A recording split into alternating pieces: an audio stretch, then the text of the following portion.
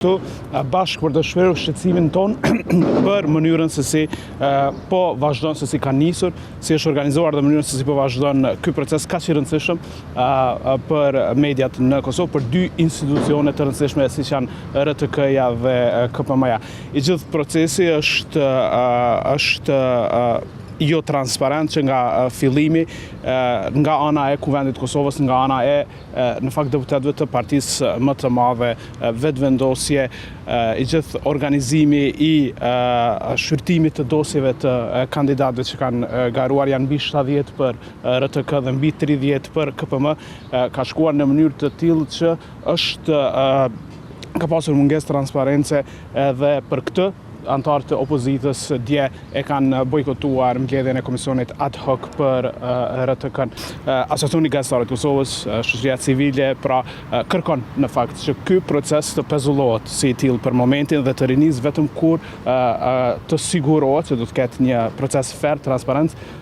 dhe me kohë të përshtatshme për përgatitje si të deputetëve për t'i marrë në pyetje ata që duan të bëjnë pjesë të këtyre dy bordeve, gjithashtu edhe e atyre që kanë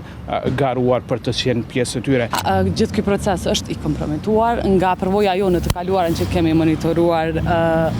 proceset të ndryshme të rekrutimit nga Kuvendi i Kosovës, ajo çfarë kemi parë dje dhe pritet të shohim me gjatë edhe gjatë ditës së sotshme është krejt e kundërta nga ajo praktike e mirë që është ndërtuar në të kaluarën.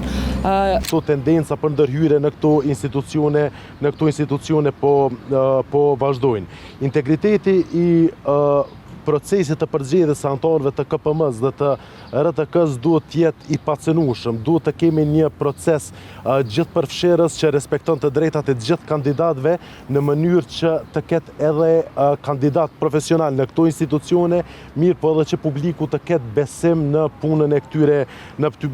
këtyre institucioneve. Mënyra se si është menaxhuar ky proces deri më tani që përmenden edhe kolegët, pikërisht cënon këto parimet, cënon aspektin e meritokracisë, aspektin e transparencës, aspektin e gjithëpërfshirjes dhe mbrojtjes së të drejtave të gjithë kandidatëve të përfshirë